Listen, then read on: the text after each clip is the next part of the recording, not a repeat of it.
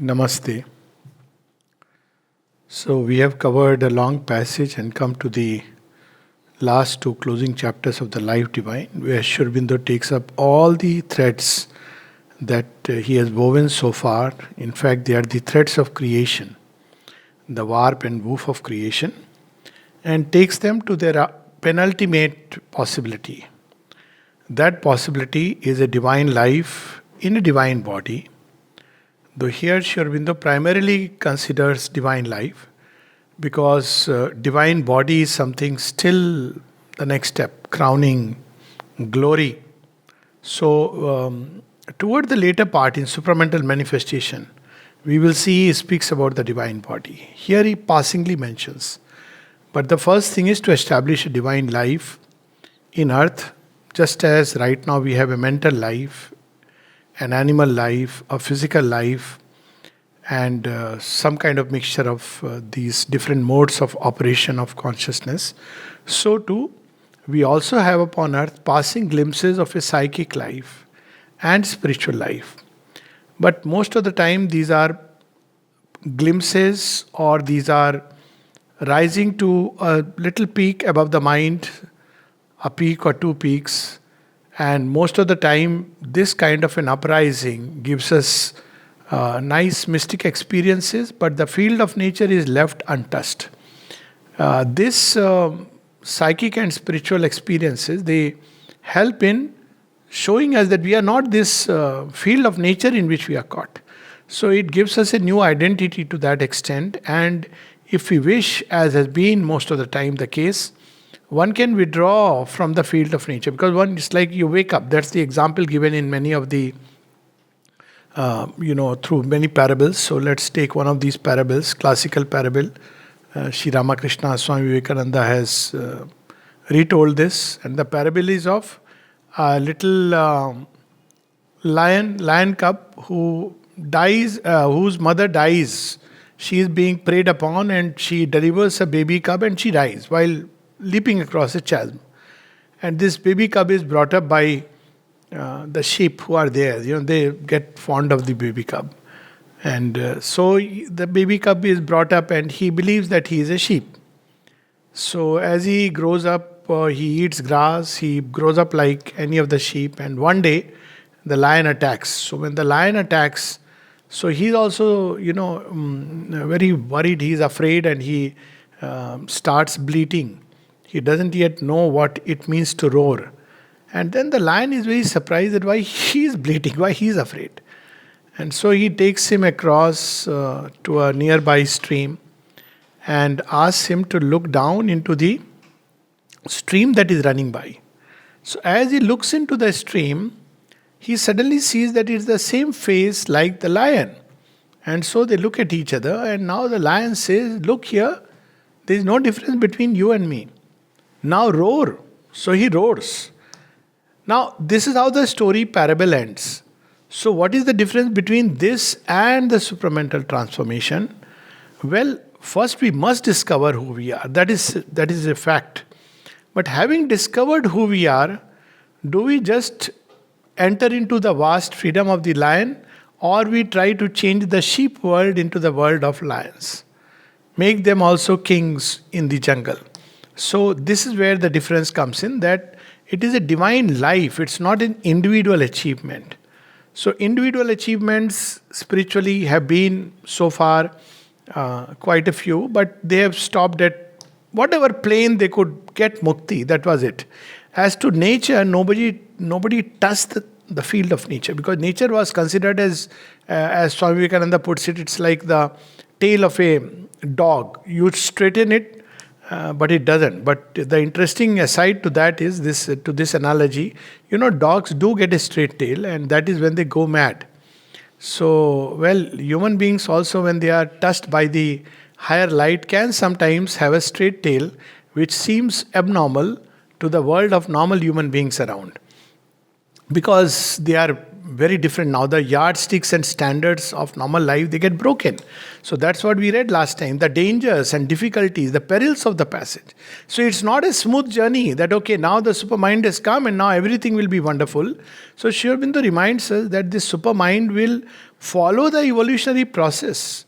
When mind came in, it was not like suddenly the caveman got up and said, I have got a poetic urge inside me. Let's play with computers. It took 1 lakh years from the cave dweller. He was very much like any other animal around, except that he was seeking. He didn't know whether the ape is seeking or not. So he was in search of something. He didn't know whether the ape is also in search of something or not. And yet, slowly, there was a parting of ways. And this parting of ways took human beings from Delhi to New York in one leap, whereas the ape still climbs from one tree to another. That's his ultimate idea of Olympics. So, the ape Olympics. So, this is how we have to understand that in the beginning, there will be such a close parallel. It will be very difficult to make out where is the supramental life and where is the normal human life. And I'm using the word normal because supramental life will be a new normal. It will pass through a passage which will seem like abnormal to the normal human existence, because we live within the framework of the mind or the vital. So human beings, we are driven, let's say, by desires. And we live for the satisfaction of the ego. In supramental life, to a Gnostic being, Sri Aurobindo speaks of the Gnostic being. Gnostic means knowledge in the highest sense, but ordinarily it is in the Western world, Gnostics were the Vedantins, and they were driven away by the mainstream religion, institutionalized religion. They were regarded as heretics. They still exist, but they are very scared. Similarly, alchemists, they were tantrics. But again, they were driven out of the mainstream because the spiritual impulse had not taken the kind of root it took in India. So Gnostics were Vedantists. They were rooted in knowledge of the self, the knowledge of the one, until Christianity came and wiped out everything, unfortunately. In India, this experiment continues. So here Sri Aurobindo uses the word Gnostic in the ultimate sense. That means truth knowledge, truth vision, truth hearing, truth audition, truth sense, truth taste, truth action. So stretched knowledge through the degrees of these spiritual planes. We have read last time that there are at each plane, the higher mind, illumined mind, intuitive mind, over mind, there is a new kind of knowledge which begins to dawn.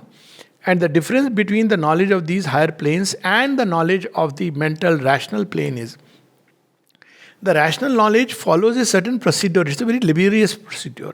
It relies on the data of the senses. Then it tries to, understand what is what. It tries to, observe, makes a kind of deductions, inferences. It's a very indirect knowledge. And sometimes it leaves the senses aside. Reason can do that. And enters into an abstraction of what God would be. You see, when people are too scholarly, they become almost unintelligible because simply because they've read too much.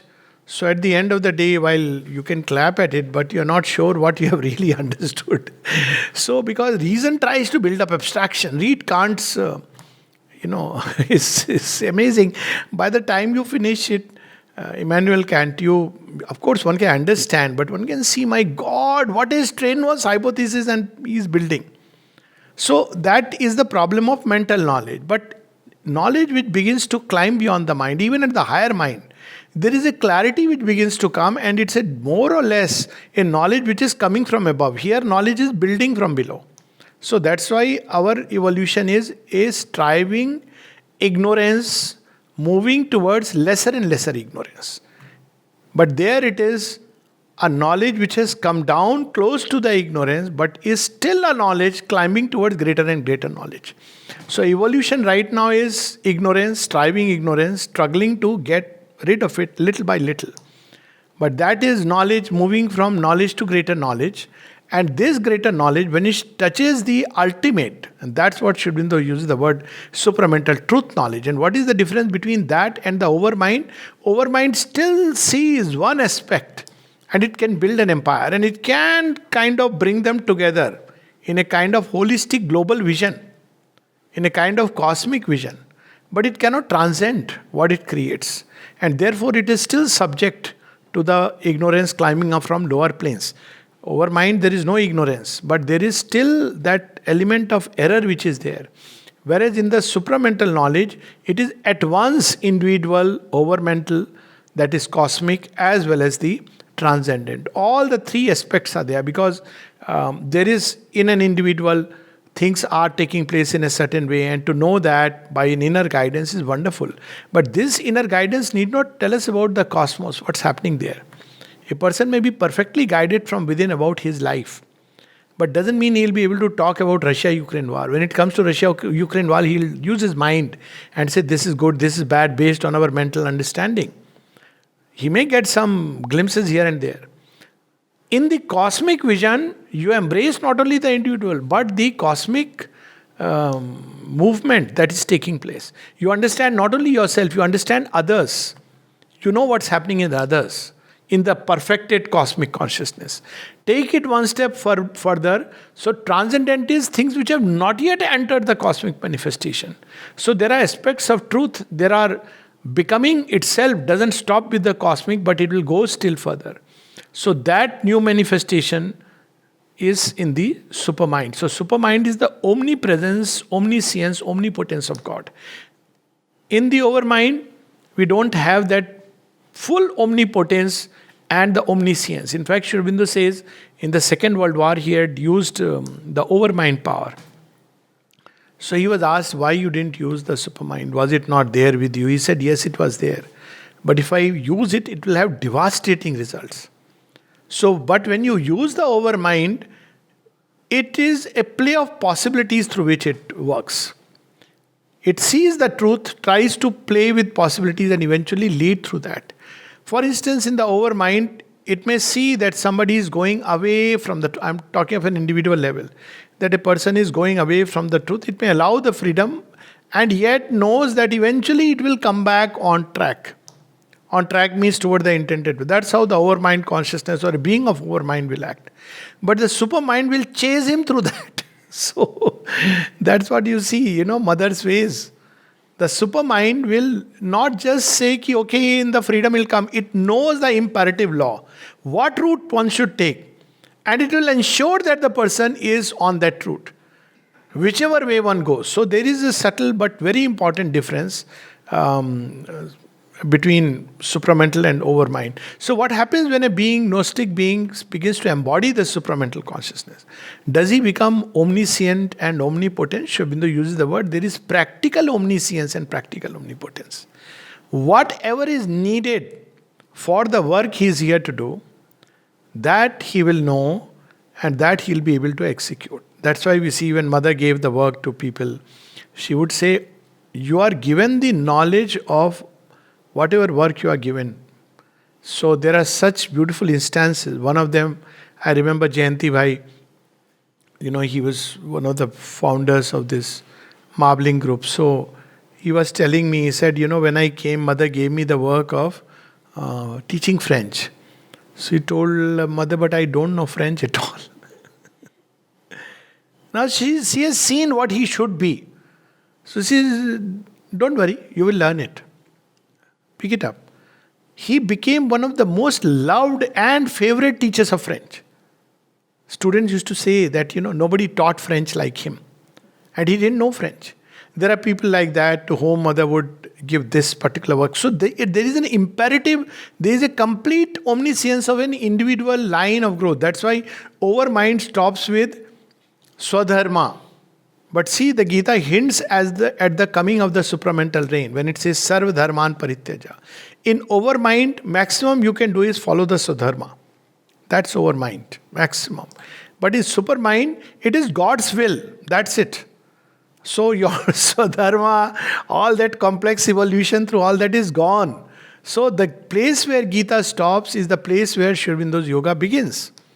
And the Gita comes to a cryptic close, the supreme word. Sarva dharman parityaja mamekam sharanam vraja. That's where the supramental yoga begins. Now I want to be moved just by God's will. What my Swadharma is, that is, the soul is taking us through a complex evolution. Suddenly it is, accelerated. So there are several instances of this kind. So supramental gnosis knows exactly at each moment what is to be done. And again, whatever power is needed is given to an individual. When people would, mother would often say, whatever work you are given 3 times the power to execute it. And people would say, Mother, I fell ill. She said, you have no business to fall ill when you're doing mother's work. And then she says, if you fall ill, 3 times the power is given to recover, to find where the problem was, to rectify that, and to hasten the transformation. So she would say that it is given. So this is how the supermind acts. There is an imperative absoluteness about it, which in the overmind there is still a play of possibility. So this is the Gnostic evolution. So naturally in the beginning, it will, and it, because it's an evolution, not just dwelling in one of the higher planes where you see a Chinmay body and fuse with it, or you ultimately withdraw, or you stay there and act upon human beings. So in overmind consciousness, the dictum is you are in the world but not of the world. In the supermind, you are in the world and of the world. Sounds very strange. That's what the phrase Sri Aurobindo uses in the Life Divine. A Gnostic being is in the world and of the world. And yet, of only OF, not OFF. And yet he exceeds the world. In his inner being, he transcends the entire movement. He is the king that way. Yet he can identify with even the lowest of the low. See, that's how in the case of yogis, saints, they do maintain a certain degree of distance. This is something which Sri Aurobindo eventually says the problems of the divine life. But this person literally is like, godliness walking upon earth, because he realizes it. And what is that godliness? O thou who pervadest all the worlds below, yet sittest above. Thou who disdainest not the worm to be, nor even the clod, therefore we know by that humility that thou art God. His way, and because he'll start putting a pressure on nature, so the nature of the Gnostic being will be very different. For instance, in the mind, there is no more a labor to know. What needs to be known will be known. It doesn't mean he will be an encyclopedia of anything and everything. Though he can, by concentration, he can have access to any kind of knowledge. Because that's how intuition operates. We have several instances in, mother's case, and of course, mother is beyond all. So there were people, I know for instance, Chandradeep so he was given the task of segregating letters. So when letters would come to him for the sadhaks, he would just start putting this one there, all of them. He developed that kind of consciousness. In the dining room, people, in every sphere, you have to take this many grams. He says you should develop such a consciousness that when you put your hand inside, you should take up exactly the same amount.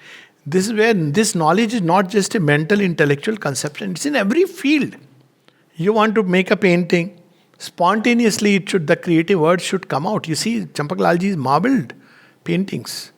It should come spontaneously from within, and you should create. Not, okay, I'll make it like this in a frame. Every field it will operate with that kind of. But naturally, it's not that everybody will do the same thing. So this question was asked to mother, does it mean because now you have all knowledge, so everybody will do everything? He said, no, that will be too boring a thing. So in supramental life, though there is this possibility that you could take up anything and touch it and uplift it, but deliberately for the joy of the Leela, but with full awareness, you will put behind all else except that thing which you want to express. But it's a very conscious thing. It's not that I don't have it in me. You can pick it up and you can, because that's how the supramental life operates. But it will put behind everything, knowing what it is putting behind, knowing what is put in front for the sake of the work.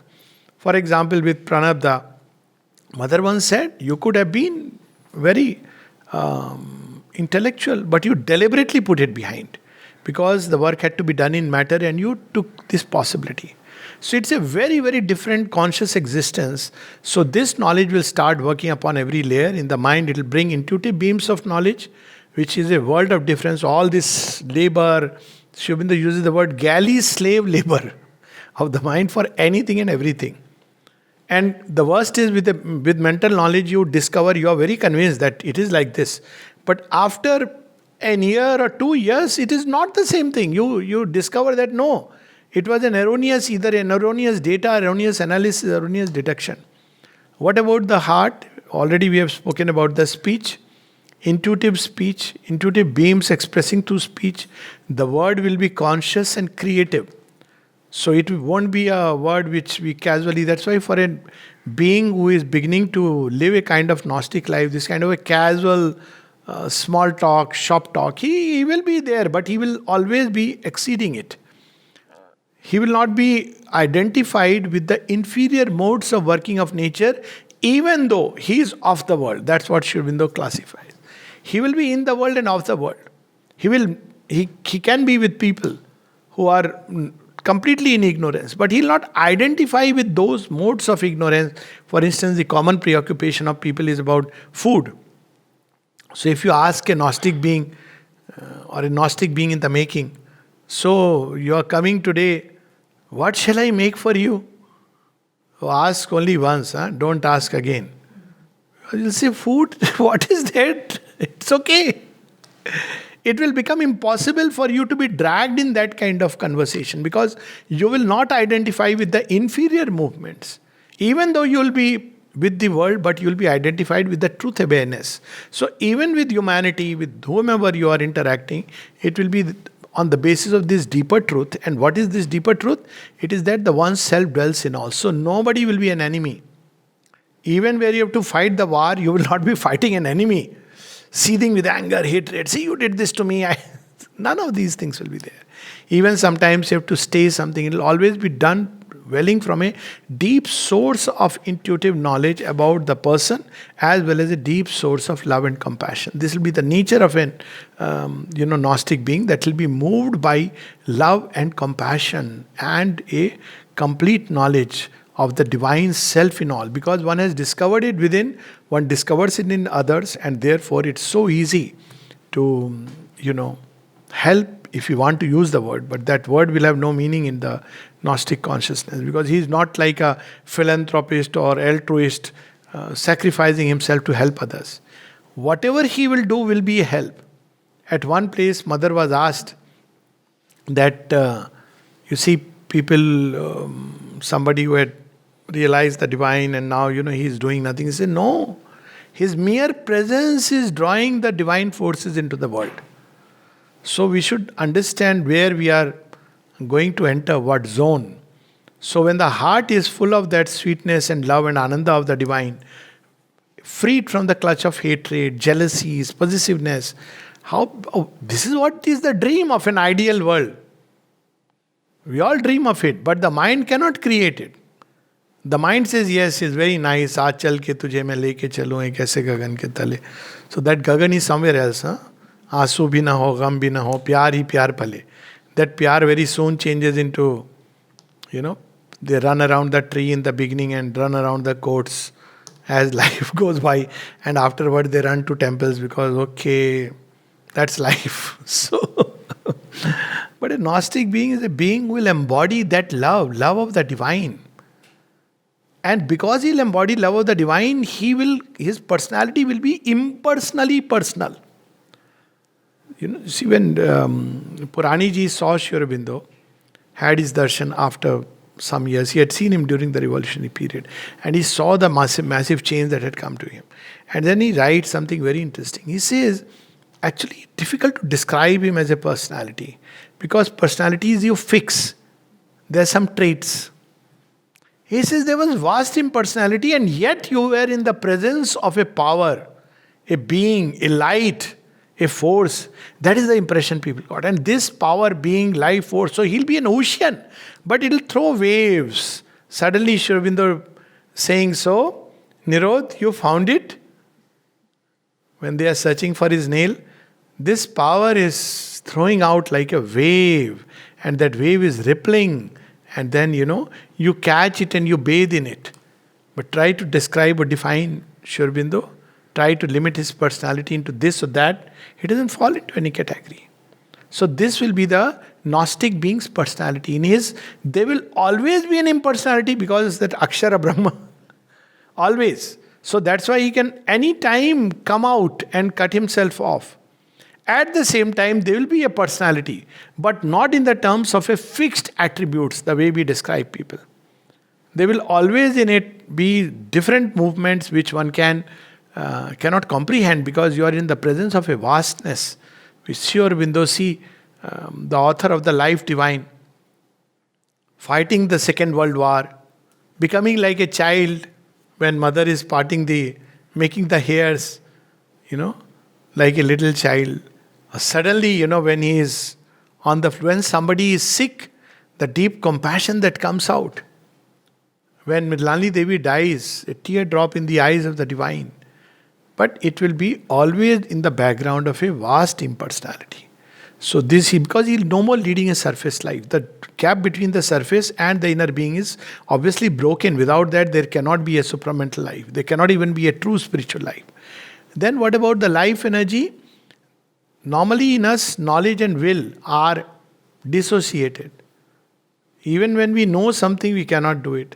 When we want to do something, we don't have the knowledge to do it. There is always a struggle between knowledge and will.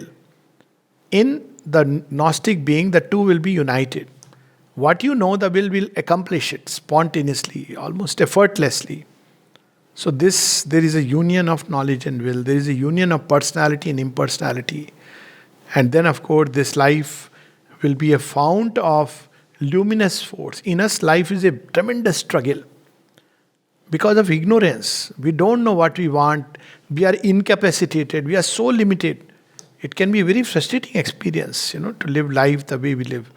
But in a Gnostic being, it won't be a struggle. Even when he has to, because there is ignorance around, there is the world around. But it won't take the shape of a dramatic struggle. It will go through that like a master, conquering it, knowing its direction, tendencies, knowing everything from within, and then helping it move towards its goal. So that is the Gnostic life. Its penultimate consummation is, of course, a divine body, which, of course, Sri Aurobindo says that it's the last crown. We shouldn't much talk about it. There are people who immediately want a divine body. Even the consciousness is still animal. And they start observing, supramental transformation going on in the cells. So be careful of that. Divine body is going to come. It's inevitable in the process of evolution. But first, an isolated divine body will be a strange phenomena. So first, the consciousness must be rooted in the divine. When the consciousness is rooted in the divine and all our actions flow from that, then it is a divine life. When the consciousness is half human, half spiritual, with some glimpses of the divine, it is not a divine life. It can at best be a spiritual life. But which is a paradox, because spiritual consciousness has tended to move away from life. So there is a spiritual man, but not spiritual life. One tends to keep away. So all this he speaks about at great length, and then he takes up this challenge that in divine life, it will be a push towards perfection. Now, there are a number of human beings who are not interested.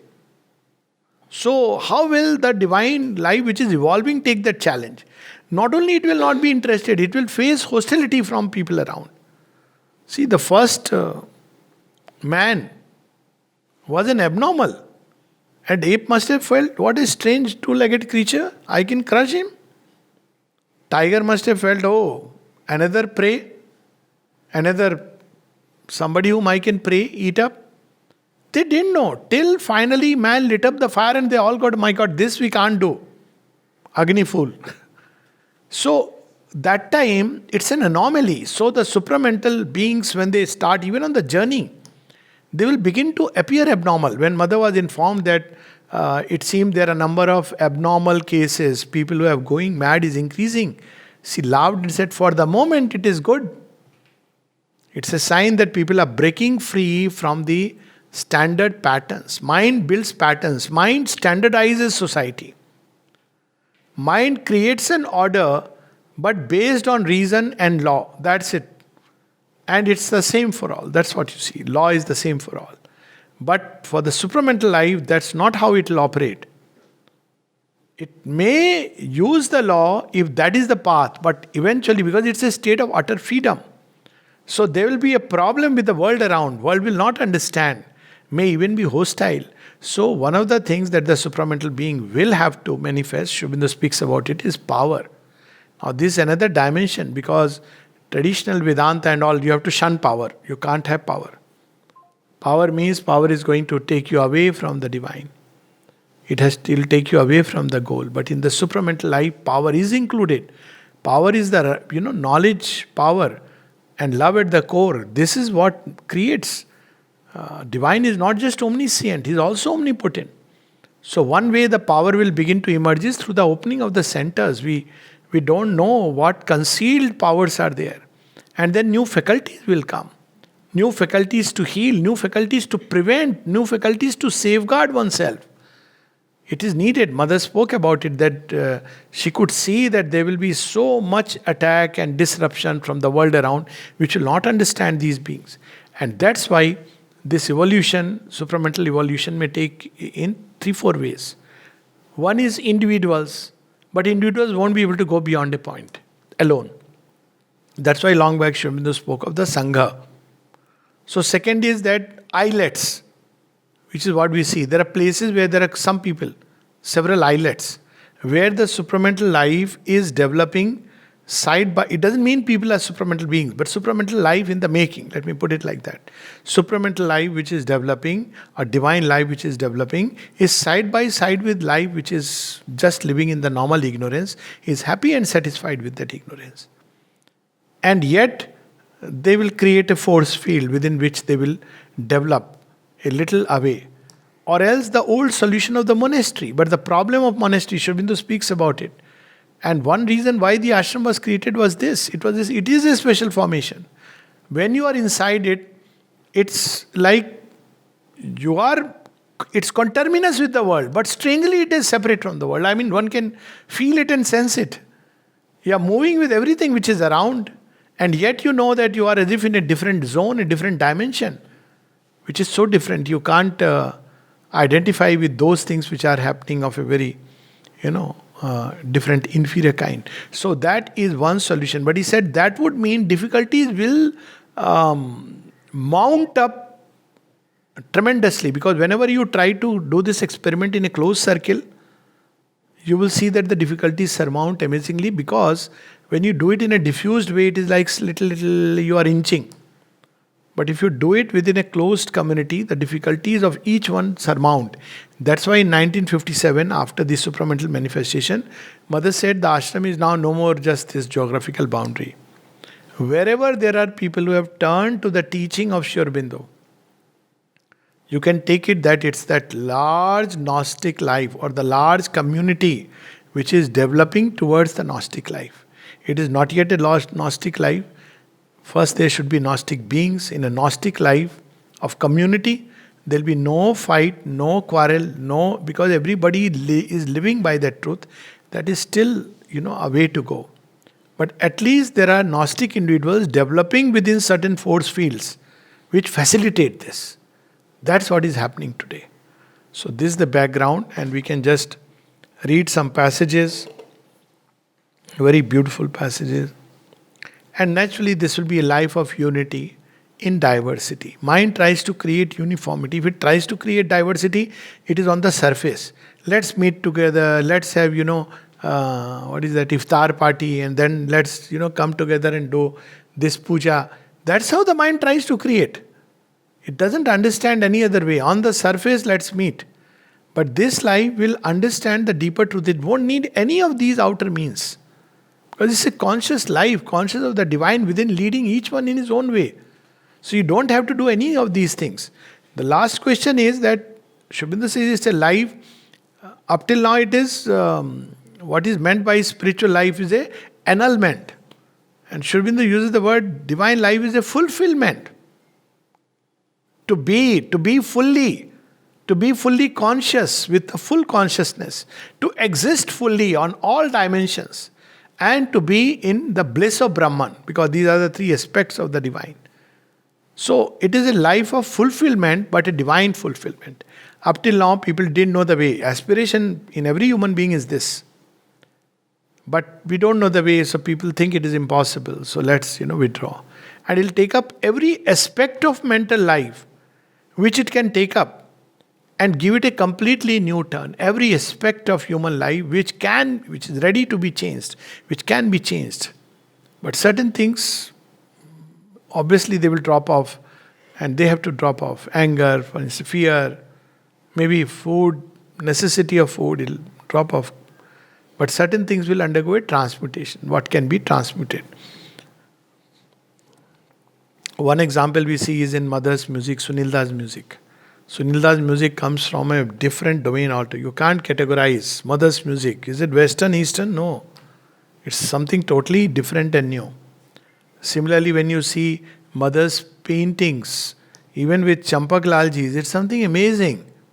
It's not abstract art, it's not modern art, it's not a typical art with forms, but it's something very amazing. See Champak Lalji's, those marble paintings, very amazing the way he has. So many things will emerge. Poetry, new poetry. Sri Aurobindo has, like the mantra, revealed it to all of us. So every sphere there will be a change. So we'll just read some passages. So it has to work through the harmony and unity will be a natural principle in supramental. Because of this cosmic vision, cosmic sentiment, he'll be a world personality. So he'll not. Normally, how do we have? Ye mera jaat ka hai. It's so funny, You tell somebody, even within the Indian context, I am from here. Where are you from? You say India. Now this feeling at least has started coming. Huh? People are saying I'm an Indian. Also, I am a human. And I am the divine in disguise. That you can't say, because then Berampur, road to Berampur or Ranchi, these are mental and asylum places. They will wide open. Where is that fellow? Seeing the divine in everybody. So he continues, and a supramental or Gnostic race of beings would not be a race made according to a single type, molded in a single fixed pattern. So you see, even when the Beatles broke this pattern, we want no education, we don't want that standardized. That's why children are revolting against school. Everybody is coming out the same fellow, fit for a particular kind of work. So he says that we don't want.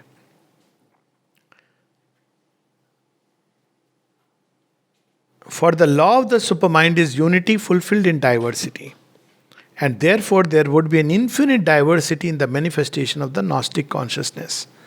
Although that consciousness would still be one in its basis, in its constitution, in its all-revealing and all-uniting order. So you see, it is very interesting. This is something which I often... you see, when you go to... I've been to several ashrams, you'll see people made more or less on the same pattern. They are following their practices. Pattern is basically what is there in the world.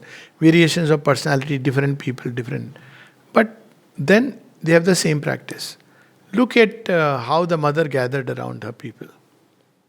Just take the names of people. Pranabdha, Navjatji, Satprem, to take just 3 names. Then of course Pavitrada, Champaklalji, Nolnida, Amrita, all different varieties, and yet they are all, who will say who is greater and who is lesser? When Nolnida was asked, who is greater? About Champaklalji and himself, who is greater? Nolnida said, but what is the difference between me and Champaklal? That was his answer. Who is greater? That consciousness doesn't live in the way we live. He would feel the presence of the divine in every center of his consciousness, in every vibration of his life force, in every cell of his body. So even in every music, he will, how the mother would pick up in this music, this note. This is a note from the new world. This particular aspect, a small little thing, oh, this is something marvelous. It's not like all beings would be to him his own selves. All ways and powers of consciousness would be felt as the ways and powers of his own universality. But in that inclusive universality, there would be no bondage to inferior forces, no deflection from his own highest truth. It would not admit any confusion, clash, infringing of boundaries, any distortions of the different harmonies that constitute the total harmony. The Gnostic individual would be in the world and of the world, but would also exceed it in his consciousness and live in his self of transcendence above it. He would be universal, but free in the universe, individual, but not limited by his separative individuality. So when you look at such a being outwardly, you say, oh, he is attached to this, he is attached to that.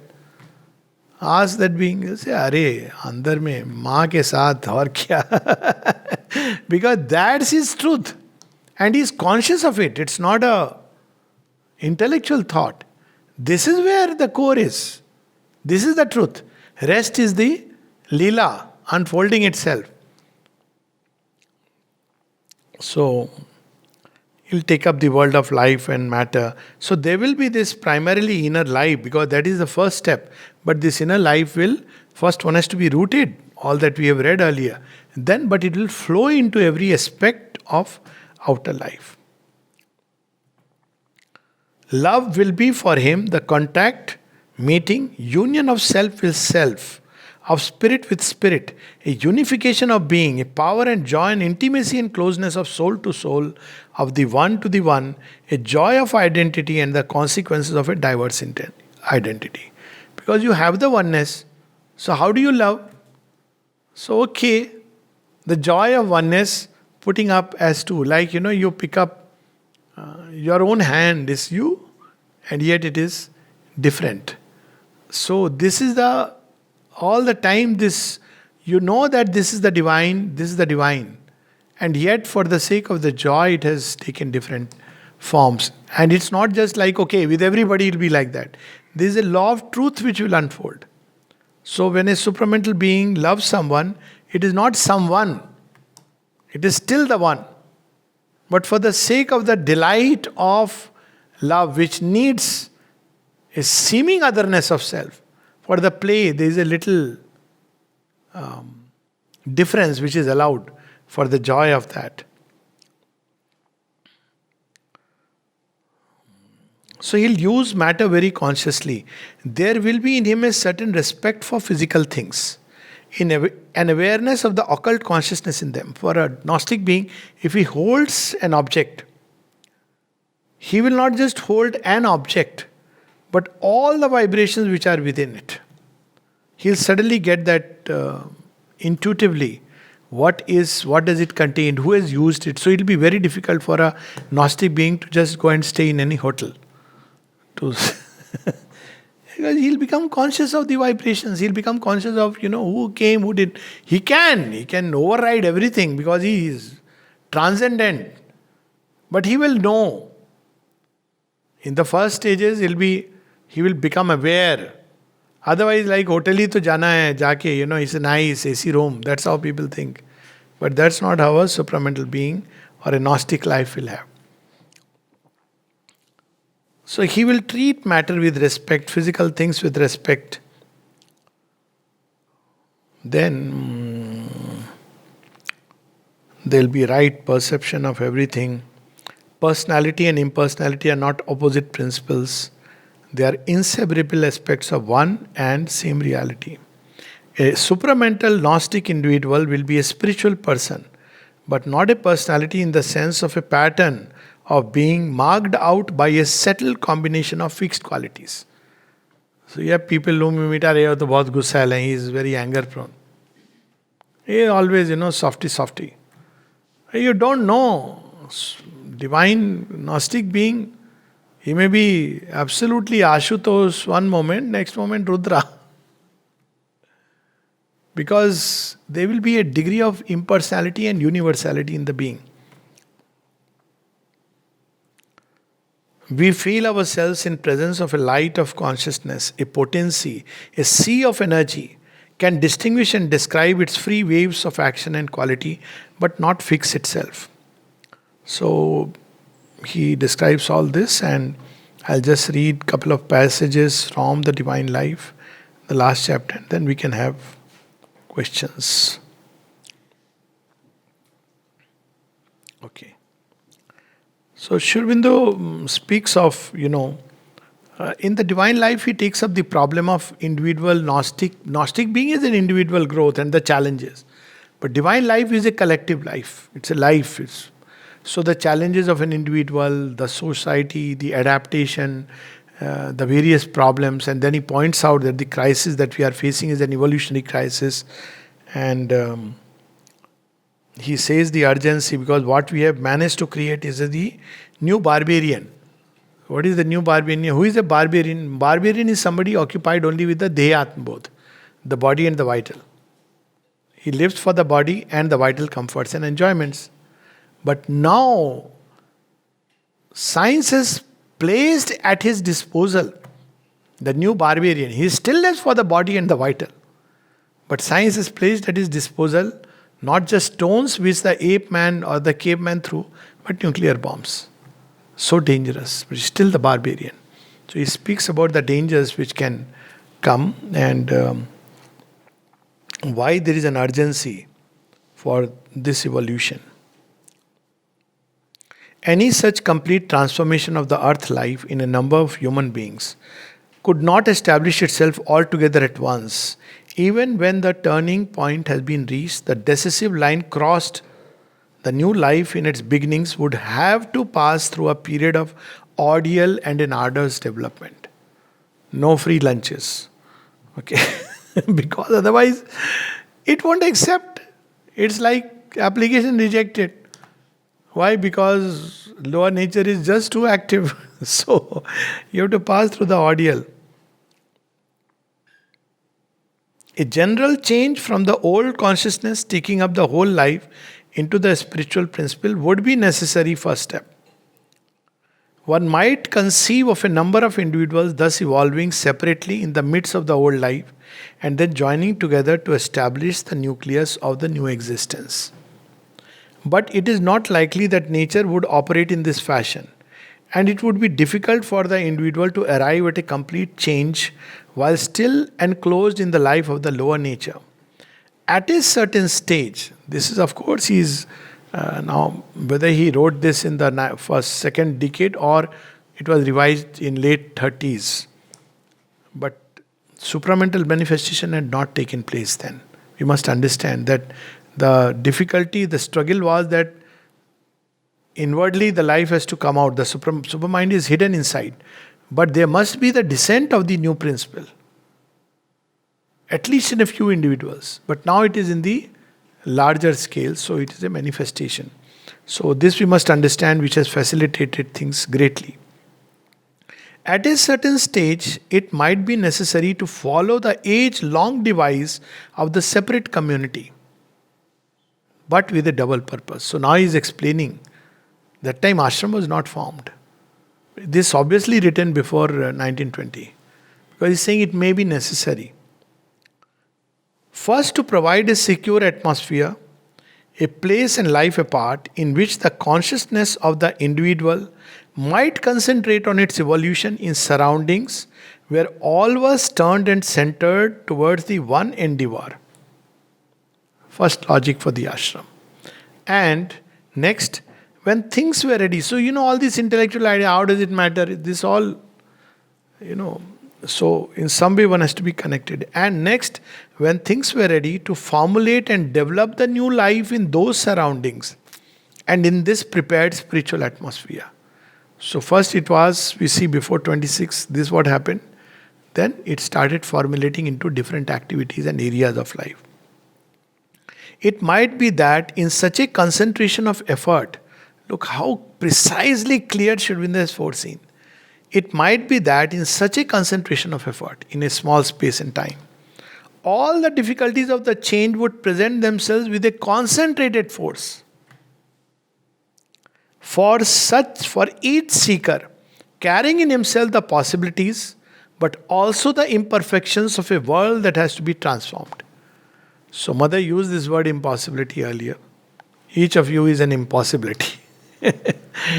Then later on she says, 5 years back I said impossibility, but now that the supramental manifestation has taken place, I would say each of you is a difficulty to be solved. And if you solve it here, Because you are a representative being, it will be solved in the world. So all of our unique human specimens on the way to a greater becoming. So that is how one has to understand the ashram. It is a place of concentrated effort, but also concentration of difficulties. He would bring in not only his capacities but his difficulties and the oppositions of the old nature and mix together in the restricted circle of a small and close communal life. These might assume a considerably enhanced force of obstruction, which would tend to counterbalance the enhanced power and concentration of the forces making for the evolution. What does it mean practically? See, if you are an angry person outside in the world, prone to anger or some such, people don't even bother. They are interested in their own transaction. Or if once in a while they rub suddenly. अरे क्या गुस्सा हो जाता है वो. That's it, that's it. Here it is a close community.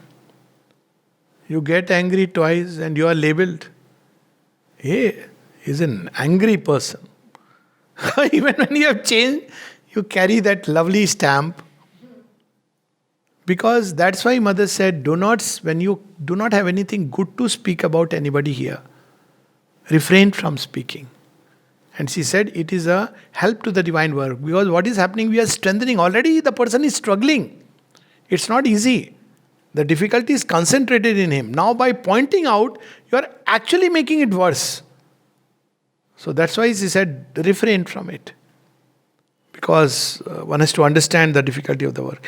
This is a difficulty that has broken in the past all the efforts of mental man to evolve something better.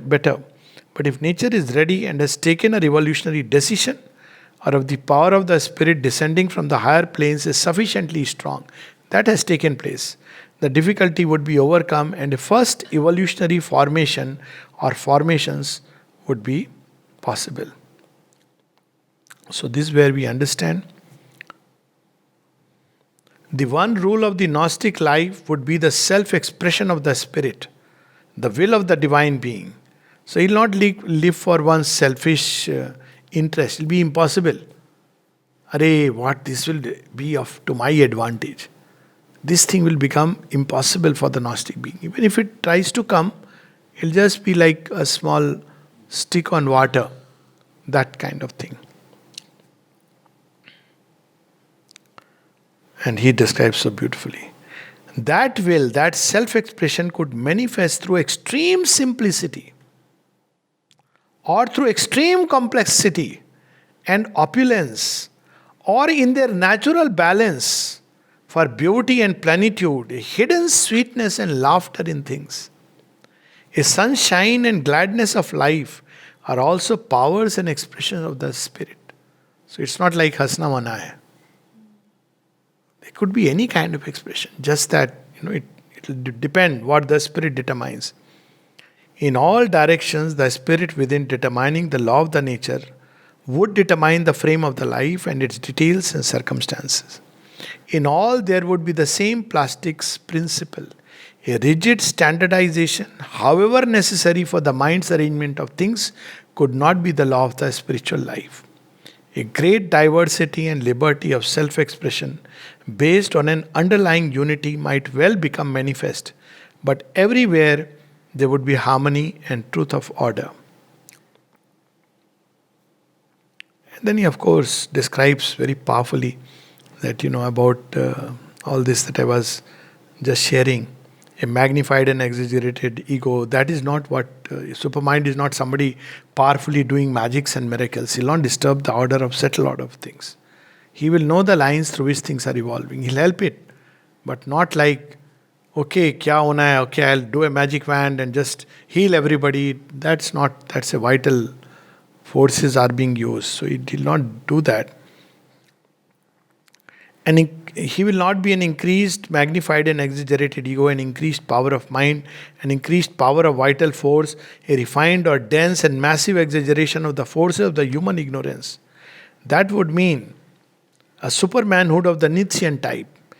Now, mark these lines. Life Divine, a lot of humor is there. It might be at its worst the reign of the blonde beast. He doesn't stop there.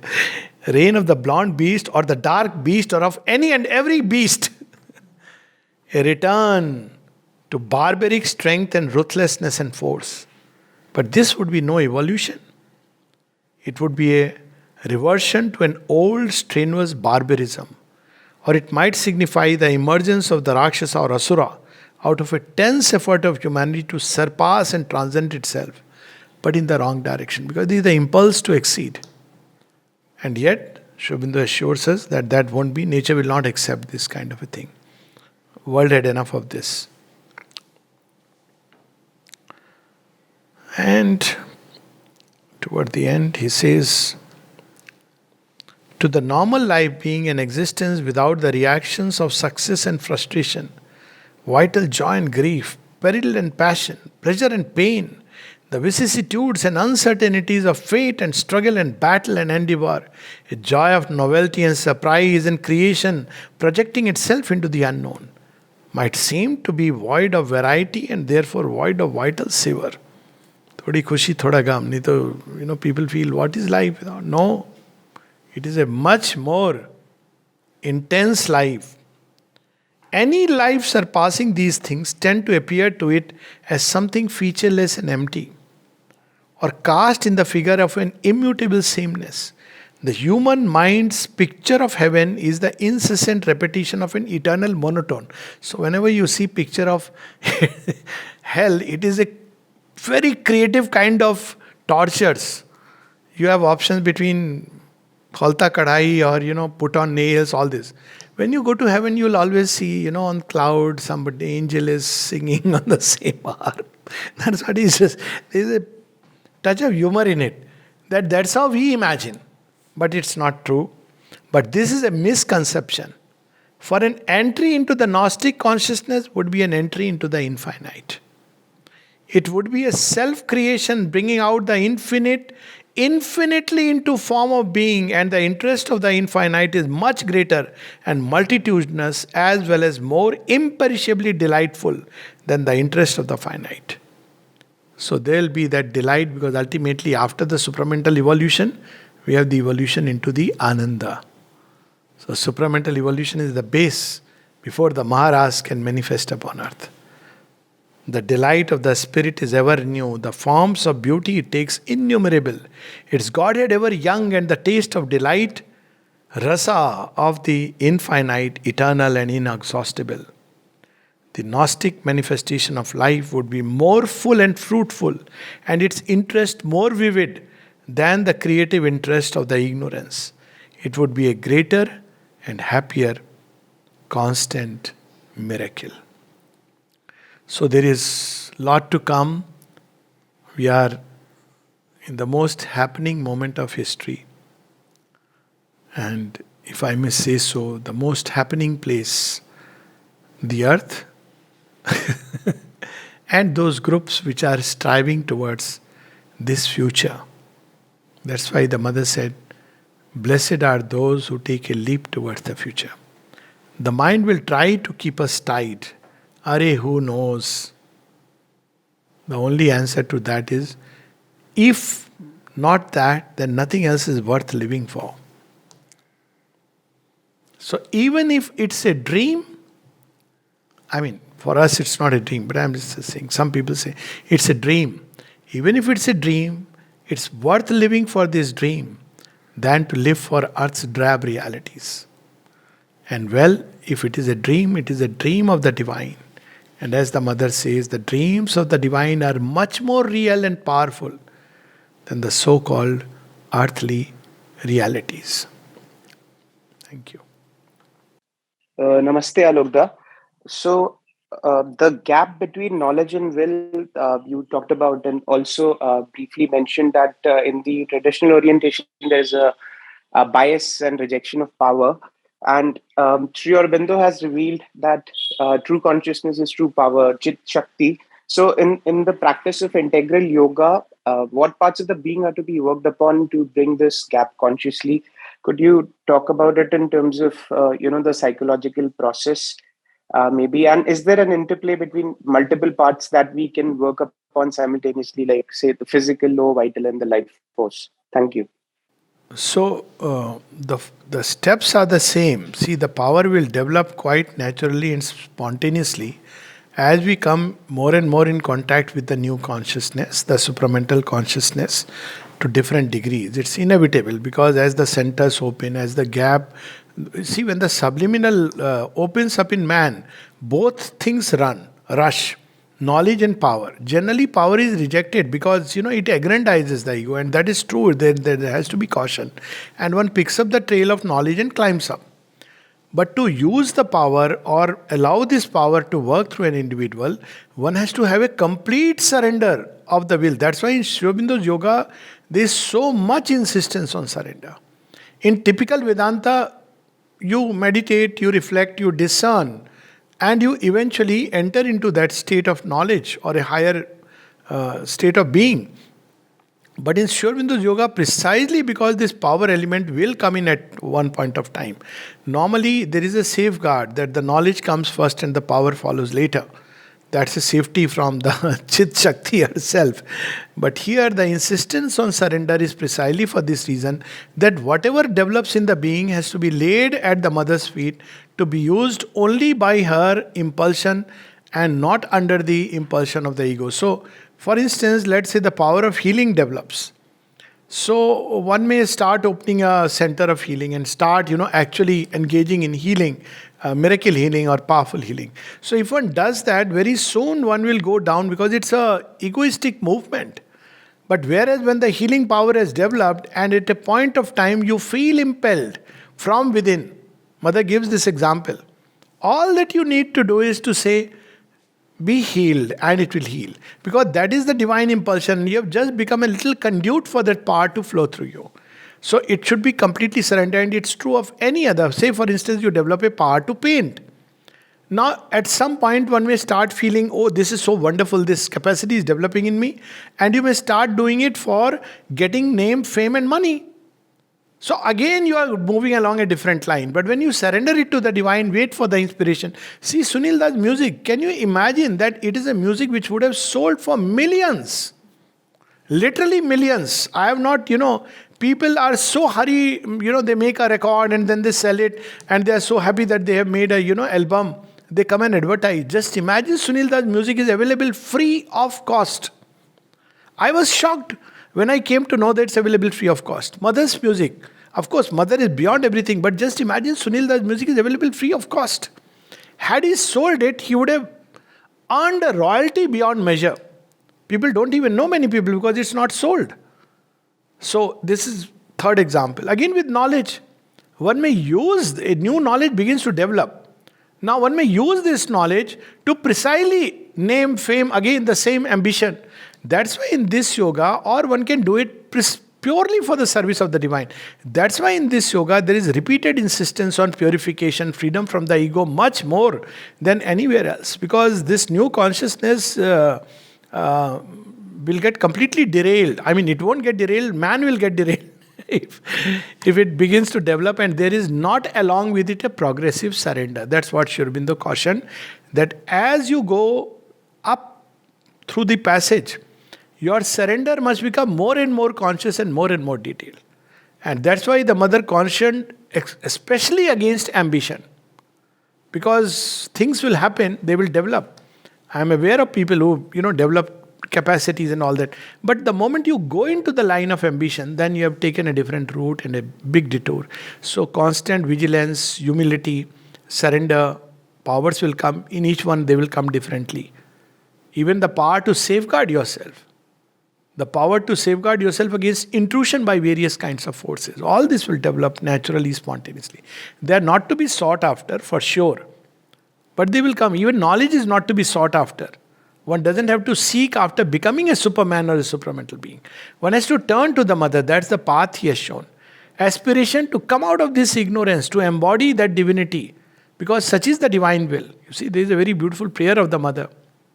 Lord, I aspire to know thee and to love thee.